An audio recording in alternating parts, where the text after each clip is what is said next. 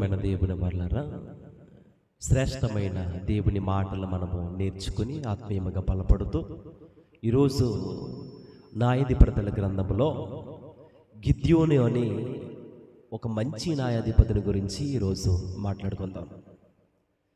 ఇశ్రాయేలు ప్రజలు దేవుని విడిచిపెట్టి దేవుణ్ణి మర్చిపోయి దేవుణ్ణి ఆరాధించడం మానివేసి, దేవుని కొరకు వారు బ్రతకడం మానివేసి అన్య దేవతలను ఆరాధిస్తూ దేవునికి కోపాన్ని కలిగించి దేవునికి విరోధముగా మారిపోయి ఆఖరికి దేవుణ్ణే ఆ ప్రజలు ఏం చేశారంటే విడిచిపెట్టారు.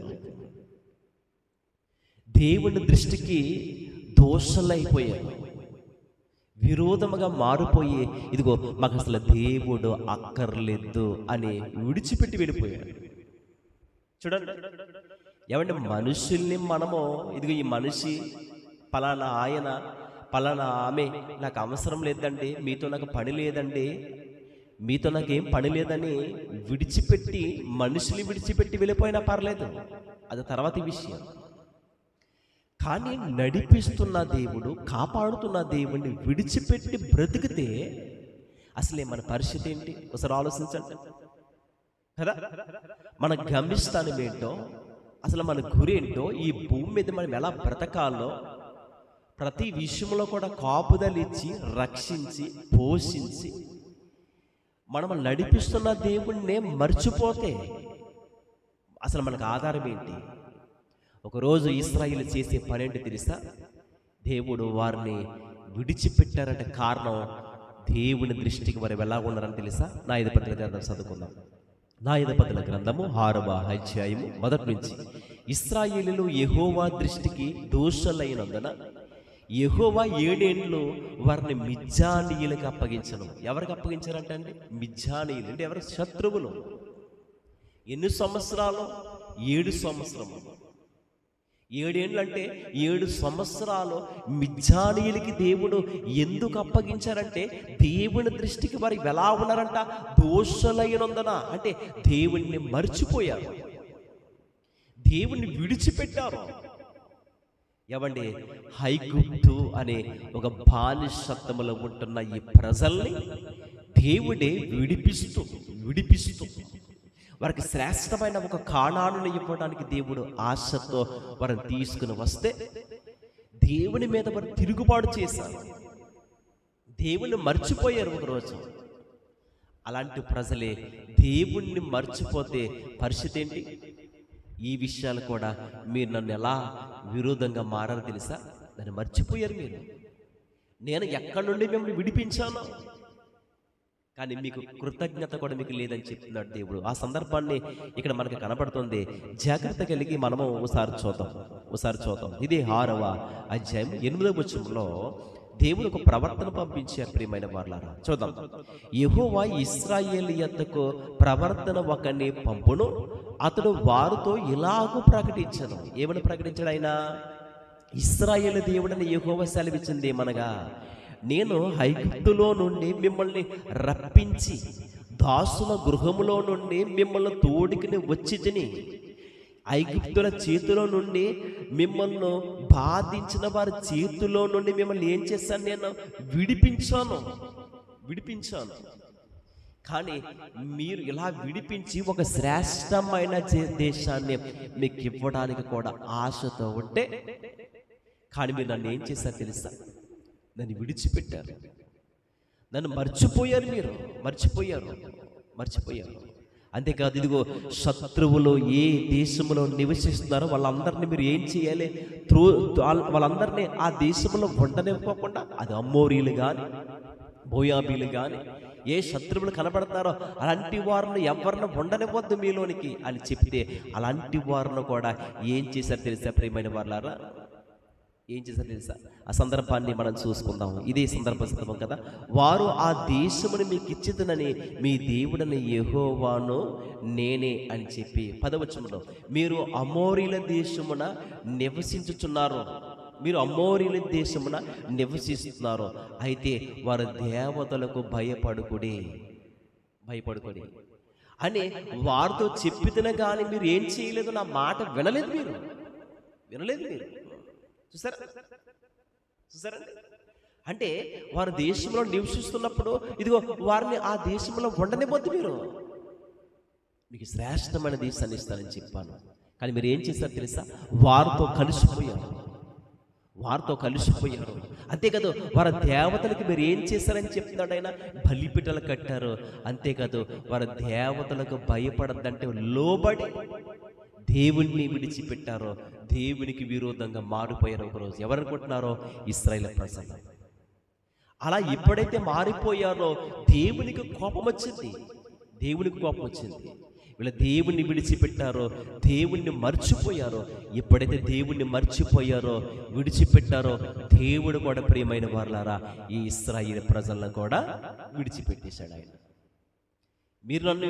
నేను వద్దని మీరు నన్ను విడిచిపెట్టి వెళ్ళిపోయారు కదా, మీరు కూడా నాకు అవసరంలా. మీరు ఎలా బ్రతికితే మీరు అలా బ్రతకండి. చూడండి, ఇలా బ్రతికితే ఎప్పుడైతే దేవుడు ఆ ప్రజల్ని విడిచిపెట్టి ఎవరికి అప్పగించాడు తెలుసా? ఆయన మిద్యానీయులకు అప్పగించాడు. ఎన్ని సంవత్సరాలు? 7 సంవత్సరాలు. ఎంతో ఒక దీన స్థితిలోనికి వెళ్ళిపోయారు. హీన స్థితి. అలాంటి స్థితిలోనికి ఉంటున్నప్పుడు ప్రియమైన వాళ్ళారా ఆ సందర్భాన్ని చూడండి. ఇశ్రాయేలీయులు అంటండి విత్తనములు విత్తుచున్నారు. ఆ విత్తగానే ఆ పంట కానీ, ఆ పశువులు కానీ, గొర్రెలు కానీ, ఆ ధాన్యము కానీ ఏమీ లేకుండా శత్రువులు అట్టుకుపోతున్నారు. తినడానికి కూడా కనీసము ఆహార వస్తువులు కూడా వరకు లేవు. ఇలాంటి స్థితిలోనికి హీన స్థితిలోనికి వెళ్ళినప్పుడు దేవునికి మొరపెట్టారు. అంతకుముందు దాని సందర్భం చూద్దాం. ఇదే 6:3 ఇశ్రాయేలీయులు విత్తనములు విత్తిన తర్వాత మిద్యానీయులను, అమాలేకీయులను తూర్పున నుండి వారందరూ తమ పశువులను, గుడారములు తీసుకుని మిడతలంతా విస్తారముగా వారి మీదకి వచ్చి వారి ఎదుట దిగి విస్తారముగా వారి మీదకి వచ్చారంట. అంతేకాదు వారి ఎదుట దిగారు. గాజాకు పోవునంత దూరమున భూమి పంటను పాడు చేశారంట. గాజాకు పోవునంత దూరమున వచ్చారు. వారికి ఏ పశువులు ఉన్నాయో ఆ పశువులన్నీ కూడా ఏం చేశారు తెలుసా? తీసుకెళ్ళిపోయారు. మిడతలు ఎలాగైతే ఉంటాయో ప్రియుల, మిడతలు వచ్చినప్పుడు విస్తారముగా కనపడతాయో అమాలేకీయులను, మిద్యానీయులు కూడా ఏం చేశారు తెలుసా? మిడతలంతా విస్తారముగా ఆ దేశంలోకి వచ్చారు, ప్రాంతంలోకి వచ్చారు. వారికి గొర్రెలు ఉన్నాయా, వెడ్లు ఉన్నాయా, ఏమైతే ఉన్నాయో అవన్నీ కూడా వారి ఎదుట దిగారు. పైగా గాజాకు పోవడంత దూరమున భూమి పంటను పాడు చేసి ఒక గొర్రెనను, ఒక ఎద్దు గాని, గొర్రె గాని, గాడిద గాని, జీవన సాధనమైన మరి ఏది కూడా ఇశ్రాయేలీయులకి ఉండనివ్వలేదంట. పంట వేస్తున్నారు, నారు నాటుతున్నారు ప్రియమైన వారలారా. అంటే పంటని ఆ గోధుమలు కానీ ఏదైతే మరి పంట వేస్తున్నారో ఆ పంట ఏం చేస్తున్నారు తెలుసా? పండినప్పటికి వస్తున్నారు ఈ పంట అంతా పట్టుకుపోతున్నారు. చూడండి, సంవత్సరం తీసుకెళ్ళిపోతున్నారు వచ్చేవాళ్ళు వారి మీదకి. వారికి ఏమి తినడానికి ఆహార వస్తువులు కూడా ఉంచలేని పరిస్థితికి వచ్చిందంటే దేవుని విడిచిపెట్టారు. గొర్రెలు సంతానం పెరుగుతుంది, ఇశ్రాయేలీకి సంతానం. అమాలేకీయులు, మిద్యానీయులందరూ విస్తారముగా వచ్చారంట. వచ్చి వారికి ఏమి ఒక విద్దు గాని, గాడిద గాని, వారికి జీవన సంబంధమైన సమస్తమును కూడా తీసుకెళ్ళిపోతున్నారంట. ఇలాంటి పరిస్థితుల్లో కుమిలిపోతూ అప్పుడు దేవుని దగ్గరికి వచ్చి, ప్రభువా మమ్మల్ని క్షమించండి, మేము తప్పు చేశాం, మమ్మల్ని క్షమించండి అని ఎలాగైతే ప్రజలు మొర్ర పెట్టగానే మన దేవుడు వినదు. ఎందుకంటే ఆయన జాలి కలిగిన దేవుడు కదండి. ఆయన ఎవరనుకుంటున్నారు? ఆయన జాలి కలిగిన దేవుడు, జాలి కలిగే దేవుడు. తప్పు చేశామని ఆయన క్షమించండి అన్నారంతే. చూడండి, సందర్భం మనకి కనపడుతున్నాం. ఎప్పుడు దేవునికి మొర్ర పెట్టారో ఆ సందర్భాన్ని మనం చూడగలిగితే కనుక ఒకసారి ఇదే 6వ అధ్యాయము 6 వచనంలో కింద లైన్ మనం చూడగలిగితే కనుక, ఇశ్రాయేలీలు మిద్యానీయుల వలన మిక్కిలి దీనస్థితికి వచ్చినప్పుడు వారు యెహోవాకు మొర్రపెట్టిరి. దీనస్థితిలోకి వచ్చారు. ఏమి లేని స్థితి, ఒక పేద స్థితి, తినడానికి కూడా ఏమీ లేని పరిస్థితులు. ఎందుకు మేము ఇలా ఉన్నాం? మాకు ఈ కష్టం వచ్చిందంటే, ఈ బాధ వచ్చిందంటే, ఈ శ్రమ వచ్చిందంటే, ఇదిగో ఇలాంటి హీన స్థితి నుండి మేము దిగసారిపోయామంటే కారణం ఏంటో తెలుసా? మేము ఎవరిని విడిచిపెట్టామనుకుంటున్నారో దేవుని విడిచిపెట్టాం. దేవుని విడిచిపెట్టాం, దేవుణ్ణి మర్చిపోయాం. మాకు ఇష్టానుసారంగా మేము బ్రతుకుతున్నాం. ఇలా బ్రతికితే అసలే ఈ బ్రతికే కాదు, మాకు ముందు నడిపించేవాడు మాకు కావాలి. దేవా, తండ్రి అని దేవుని సన్నిధిలో మొరపెట్టగానే ఒక ఆయన్ని దేవుడు వెన్నుకున్నాడు. ఆయన ఎవరు అనుకుంటున్నారో? గిద్యోను కూడా భయపడుతున్నాడు. ప్రియమైన వాళ్ళారా, మిద్యానీయులకి మరుగై ఉండి తనుకుంటూ గోధుమలున్నాయి దుల్ల కొట్టుకుంటున్నాడు. మస్తకి వృక్షము కింద కూర్చుని చాటున, గానుగు చాటున అక్కడ తనుకుంటున్న కొద్ది ధాన్యాన్ని దుల్ల కొట్టుచు అది మరుగయుండి భయపడి ఒక పక్కన భయపడుతున్నాడు, ఒక పక్కన భయపడుతూ కూడా ఏం చేస్తున్నాడంటే ధాన్యమును అలా దుల్ల కొట్టుకుంటున్నప్పుడు వెంటనే యెహోవా దూత ఎవరి దగ్గరికి వచ్చారు తెలుసా?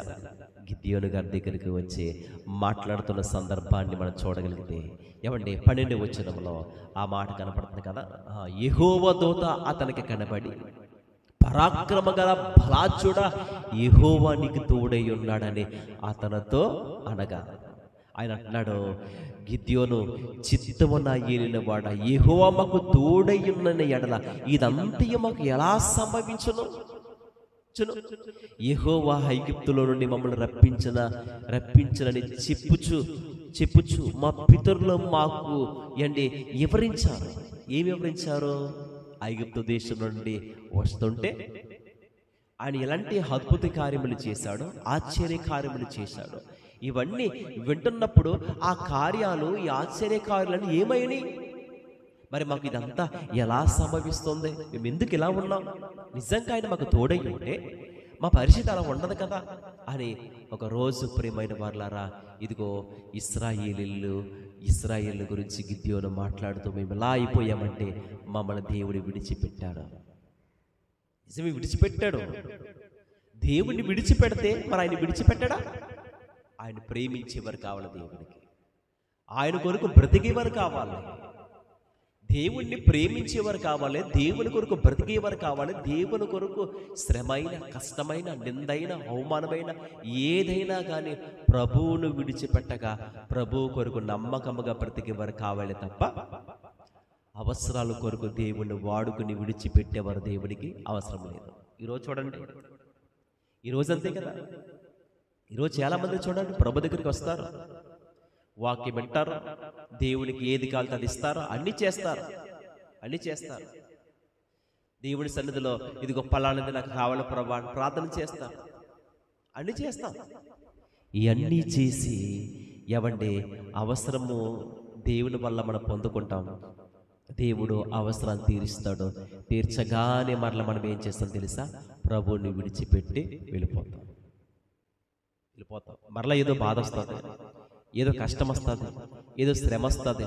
మరలా శ్రమ, ఆ కష్టం వచ్చిన తర్వాత మరలా మనం ఏం చేస్తాం? మరలా దేవుని దగ్గరికి వస్తాం. ఎందుకని? ఆ కష్టం మనకు వచ్చింది.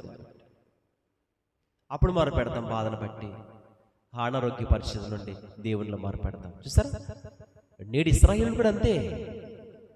అన్నీ ఉన్నప్పుడు దేవుణ్ణి చక్కగా వారిలో ఉన్నారు. దేవుడికి అన్నీ ఉన్నప్పుడు దేవునికి ఏం చేస్తారు? వారు విడిచిపెట్టారు. శత్రువులు అడగొడుతున్నారు.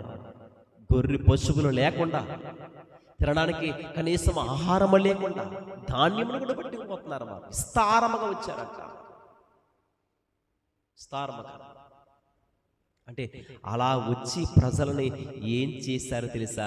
అసలు వారికి ఏమీ ఉండనివ్వలేదని సందర్భం కనపడుతుంది కదా. 4వ వచనంలో విస్తారంగా వచ్చారంటండి. వచ్చి ఒక గొర్రె గాని, ఎద్దు గాని, గాడిద గాని, జీవన సాధనమైన మరి ఏమీ కూడా ఇశ్రాయేలీయులకు ఉండనివ్వలేదంట. వారు ఒంటులు లెక్కక ఎలా ఉన్నారంట విస్తారముగా వారు కనపడతారు. వాళ్ళ లెక్కకే ఇదిగో ఒంటులను లెక్క లేక ఉండనంటాడు ఆయన. ఒంటులు లెక్క లేక ఉండను అంటే ఆ దేశమును పాడు చేయుటకు వారు దానిలోనికి వచ్చిరి. అప్పుడు ఇశ్రాయేలు మిజ్జానీల వలన మిక్కిలి అండి హీన దిశకు వచ్చినప్పుడు ఇదిగో ఇశ్రాయేలీయులు అంటండి దేవుని సన్నిధిలో యెహోవాకు మొరపెట్టారు. ఇప్పుడు ఆ బానిసత్వములో ఉంటున్న ఒక 7 సంవత్సరాలు శత్రువులతో మగ్గిపోతున్న వారిని దేవుడు విడిపించడానికి ఎలా వాడుకుంటున్నాడో సార్ ఆలోచించండి. ఎలా వాడుకుంటున్నాడు ఆయన? గిద్యోనుని పిలుస్తున్నాడు. పరాక్రమ గల బలాఢ్యుడా, యెహోవా నీకు తోడై ఉన్నాడు. చూడండి, దేనికి పనికిరాని ఆయన్ని, దేనికి ఉపకారము లేని ఆయన్ని గిద్యోనుని ఎన్నుకొని పరాక్రమ గల బలాఢ్యుడా, ఇదిగో ఏ ప్రజలైతే ఉన్నారో ఆ ప్రజల్ని నీవే విడిపించాలి. ఒక సైన్యమును ఏర్పాటు చేసుకో. ఒక సైన్యమును యుద్ధము చేయడానికి ఇప్పుడు గిద్యోను గారిని వాడుకుంటున్నాడో. జనాలందరినీ పోగుచేయి, యుద్ధములో నేను నీకు విజయాన్ని ఇస్తాను అని చెప్తాడు. ప్రియమైన వాళ్ళ గిద్యోను గారు సైన్యమునంతా సమకూర్చినప్పుడు ఇంచుమించు ఆయన ఎంతమందిని ఆయన సిద్ధపరిచాడో అని మనం ఆలోచించినట్లయితే ఆయన మొత్తం 32,000 మందిని సిద్ధపరిచాడు. ప్రియమైన వాళ్ళారా, ఎంతమంది అంటే 32,000 మందిని ఆయన సిద్ధపరిచాడు. అంతమందిని సిద్ధపరుస్తున్నప్పుడు మనం ఆ విషయాలు మనం చూడగలిగితే కనుక ఒకసారి ఆ సందర్భాన్ని మనం చూద్దాం. ఒకసారి అందరూ వాక్యాన్ని చూద్దాం. చూడండి, న్యాయాధిపతుల గ్రంథము 7వ అధ్యాయము మొదటి నుంచి చూడండి. గిద్యోను అతనితోనున్న జనులందరూ ఏకువని లేచి హరాదు బావు దగ్గర దిగగా లోయలోనే మెరో కొండకు ఉత్తరముగా మిజ్జానీల దండుపాలములోనికి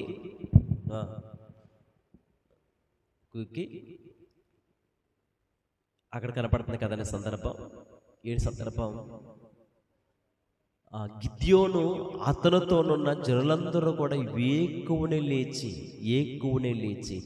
ఎక్కడికి వారు వెళ్ళారంటే మిజ్జానీల దండపాలములోనికి వారికి కనపడగా, యెహోవా నీతోనున్న జనులు ఎక్కువ మంది. ఎంతమంది అంటే గిద్యోను గారితో దేవుడు మాట్లాడుతున్నాడు. గిద్యోను గారిని ఆయన మాట్లాడుతున్నాడు. ఆయన ఇదిగో నీతో ఉన్న జనులు ఎంతమంది అంట? ఎక్కువ మంది. నీతో ఉన్న జనులు ఎక్కువ మంది గనుక వీళ్ళకి కొన్ని పరీక్షలు పెట్టాలి. యుద్ధము చేయడానికి వారికి ఏముండాలి తెలుసా? ధైర్యం ఉండాలి, ధైర్యశాలులై ఉండాలి. పిరికితనము వారిలో ఉండకూడదు, భయం ఉండకూడదు. వారికి యుద్ధము చేయడానికి మీరు ఏమైనా తెగిస్తారా? నిలబడతారా? నిలబడగలదురా? ఒకవేళ మీ పిరికితనం భయముతో ఉంటే కనుక ఈ గిలాదు కొండ విడిచి మీరేం చేయాలి? వెళ్ళిపోవచ్చు అని ఆ సందర్భాన్ని మనం చూడగలిగితే కనుక ప్రియమైన వారలారా, ఇది 7వ అధ్యాయంలో 3వ వచనం చూడండి. కాబట్టి నీవు ఎవడు భయపడి వణుకుచున్నాడో వాడు త్వరపడి గిలాదు కొండ విడిచి తిరిగి వెళ్ళవలనని జనులు విన్నట్టుగా ప్రకటించును. జనులు విన్నట్టుగా ప్రకటించాలని గిద్యోను గారితో సెలవిచ్చగానే, ఇదిగో ఇశ్రాయేలు ప్రజలైన వారులారా, జాగ్రత్తగా మీరు వినండి అని తెలియపరిచి దేవుడు ఈ విధంగా చెప్తాడు. ఆయన యుద్ధం చేయడానికి మీలో ఎవరైనా భయపడి వణుకుతున్నారా? అలాంటి వారు ఎవరైతే మీదే ఉన్నారో, అలాంటి వారందరూ ఏమండి ఆ గిలాదు కొండ విడిచి మీరు వెళ్ళిపోవచ్చు, నో ప్రాబ్లం, వెళ్ళిపోవచ్చు అని ఇలా చెప్పగానే ఏమండి ఎంతమంది బయటికి వెళ్ళిపోయారు తెలుసా ప్రియమైన వాళ్ళారా? ఎంతమంది వెళ్ళిపోయారు తెలుసా? గిద్యోను గారి సెలవు ఇవ్వగా అప్పుడు జనుల్లో నుండి 22,000 మంది తిరిగి వెళ్ళిపోయారు. ఎంతమంది అంటే 22,000 మంది తిరిగి వెళ్ళిపోయారంట.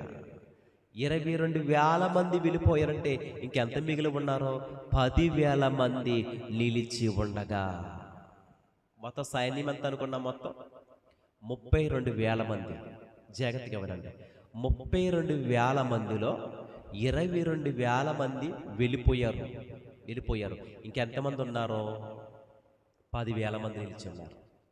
ఈ 10,000 మందిలో కూడా దేవుడు కొన్ని పరీక్షలు పెడుతున్నాడు.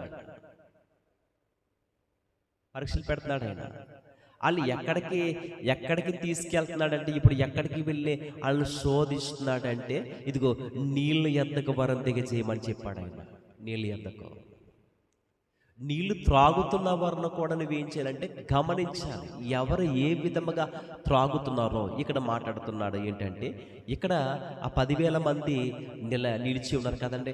ఇక్కడ మాట్లాడుతున్నాడు ఏంటంటే, ఇక్కడ ఆ 10,000 మంది నిలిచి ఉన్నారు కదండి, వారిని కూడా నేను ఏం చేస్తానంటే శోధిస్తాను. నీళ్లు ఎవరు ఏ విధముగా త్రాగుతున్నారో వారిని కూడా నువ్వు గమనించాలి అని కూడా ఈ సందర్భం కనపడుతుంది. 5వ వచనంలో అతడు నీళ్లు ఎద్దకు ఆ జనులలో దిగచేసినప్పుడు, యెహోవా కుక్క గ్రతుకున్నట్లు తన నాలుకతో నీళ్లను గ్రతికిన ప్రతి వాణిని, త్రాకుటకు మోకాళ్ళు ఉని కృంగి ప్రతి వాణిని వేరుగా ఉంచమని గిద్యోనుతో సెలవిచ్చాడు. చూడండి, అంటే నీళ్లు త్రాగడానికి కొందరు ఏంటంటే ఆ మోకాలు ఉని ఏం చేశారంటే, కొందరేమో ఆ దోషులతో తీసుకుని త్రాగారు. కొన్ని కుక్క ఏ విధంగా అయితే గతుకుతుందో నాలుగు చేత, అలాగ త్రాగుతున్న వారిని కూడా లెక్క చేయమన్నారు. అంటే నీటి విషయంలో కూడా చెప్తాడంటే, వీళ్ళకి కొన్ని మంచి చెడ్డలు అనేవి కూడా వారికి కావాలి. మనలో ఉంటున్న ప్రతిదీ కూడా ఆయన స్కాన్ చేస్తే, ఫిల్టర్ చేస్తే, మనల్ని పరిశోధిస్తే మన పరిస్థితి ఏంటో ఒకసారి ఆలోచించండి కదా. అంటే దీన్ని బట్టి మనకి అర్థమవుతుంది ప్రియమైన వాళ్ళారా, నిజంగా ఆ రోజు ఎంతో మంది 32,000 మందిలో ఆఖరికి ఎంతమంది మిగిలారు? 300. ఆ 300 మంది చేతనని విజయాన్ని నీకు ఇస్తారు. 100 మంది బోరలు, ఒట్టి కొండ, డిబిటి ఇవన్నీ మీరు చేతితో పట్టుకోండి. ఇదిగో నేను ఎప్పుడైతే ఓదండి అని చెప్పగానే మీరు ఏం చేయాలి? ఓదాలి. 3 గుంపులుగా చీలి ఏకమై, ఇదిగో యుద్ధం చేయడానికి దేవుడు ఎలాంటి ఆయుధాలు ఇచ్చారు చూడండి. ఒకటి ఒట్టి కొండ, డిబిటి, మరొకటి చూసారా బోర. ఈ బోర దేనికి సాదృశ్యంగా ఉంటుంది తెలుసా? సువార్త అంటే ఇదిగో మనం ఈ రోజు కూడా క్రీస్తు మాటలు మనం మాట్లాడుతూ ఉండాలి. కొండ దేనికి సాదృశ్యంగా కనపడుతుందంటే, మనకి మట్టి లాంటి వాళ్ళం, మట్టి లాంటి వాళ్ళు. అంటే నీవు కొండవే, నువ్వు దేనికి పనికిరాని వాడవే, కానీ దాంట్లో వెలుగుతున్న, డిబిటీలో వెలుగుతున్న ఆ వెలుగు క్రీస్తు నీలో మండాలంటే ఆ కొండ పగిలిపోవాలి. పగిలిపోతానే ఇదిగో నీలో ఉన్న ఆయనలో ఉన్న వెలుగు నీలో ప్రకాశిస్తుంది. ఈ బోర దేనికి సాదృశ్యంగా కనపడుతుంది తెలుసా? వాక్యాన్ని ప్రకటించే విషయంలో, బోధించే విషయంలో సువార్త బోరగా అనేకులకి సాటించాలి. ఇది దేవుని ఆయుధాలు. ఈ యొక్క సువార్తను వాదిస్తూ దేవుడు ఎలాగైతే ఆ విజయాన్ని ఆయుధాల చేత అవి ఊదుచు ఇదిగో మీరు ఏం చేయాలంటే శత్రువులకి చేతిలో నుండి విజయాన్ని అని మీ అందరికీ ఇవ్వబోతున్నాను. ఆ రోజు దేవుడు గిద్యోని గారిని అలా వాడుకుని అలాంటి ఆయుధాల చేత ప్రజల్ని రక్షించాడు. ఈరోజు మనము కూడా ఎవండి బానిసని పాపపు బంధకాలలో ఉంటున్న మందరిని కూడా మనము రక్షించాలి. కుండవలి ఉంటే పని చేయదు, అది పగలాలి. అంటే నేను అనే గర్వం మనలో ఉండకూడదు ప్రియులారా. ఉండకుండా ఏం చేయబడాలి తెలుసా? మనం కనపడకూడదు, మనలో క్రీస్తు కనపడాలి. ఆయనే నిజమైన వెలుగు. ఆ వెలుగు మనలో ప్రకాశించాలి. మనలో ప్రకాశిస్తే అనేకులకి సువార్త ప్రకటించవచ్చు, అనేకులు క్రీస్తులోనికి నడిపించవచ్చు, త్యాగవంతులుగా మారిపోవచ్చు. కాబట్టి ఈ మాటలు దేవుడు ఉంచుకోండి. మనం కూడా ప్రభు కొరకు గిద్యోను వలె నడుచుకుని ఎవండి ప్రభు రాకడకు సిద్ధపడి మనము కూడా దేవుని విడిచిపెట్టక ఒకరోజు ఇశ్రాయేలు విడిచిపెట్టినట్లుగా మనం విడిచిపెడితే దేవుడు మనమల్లో విడిచిపెడతాడు. అలా ఉండగా దేవుని ఎప్పుడూ ఆయన కొరకు బ్రతికి నమ్మకస్తులుగా బ్రతకాలని ఈ మాటలు ముగిస్తున్నాను. ప్రార్థన చేసుకుందాం. మహాగుణుడ మహోన్నతుడ సర్వాధికారి, మీ ఘనమైన మీ శ్రేష్టమైన నామముకు వందనాలు, స్తోత్రాలు. మీ విలువైన మాటల తండ్రి నాయన, ఒకరోజు తండ్రి ఇశ్రాయేలు మిమ్మల్ని విడిచిపెట్టారు, మర్చిపోయారు. ఎప్పుడైతే మరలా వారు తప్పు వారు తెలుసుకుని దేవా హీన స్థితిలోనికి వచ్చినప్పుడు మొర్ర పెట్టగా ఆ మొర మీరు ఆలకించి బానిస శత్రువుల చేతిలో నుండి ఒక మహా తండ్రి న్యాయాధిపతి కనపడుతున్న గిద్యోనును వాడుకుని ఎలాగైతే వారికి రక్షణ ఇచ్చాడో ఈరోజు నాయన మాకు కూడా నాయన తండ్రి మేము కూడా అపవాది బంధకాల్లో ఉన్నాము తండ్రి. మమ్మల్ని విడిపించడానికి సిద్ధంగా ఉన్నారు తండ్రి. మీకు విరోధంగా మేము మారక పరిశుద్ధంగా బ్రతుకుటకు మీ ఆత్మ సహాయం దయచేసి కృప చూపించమని యేసు నామములో ప్రార్థన వేడుకొంచున్నాం తండ్రి. ఆమేన్. అందరికీ వందనాలు.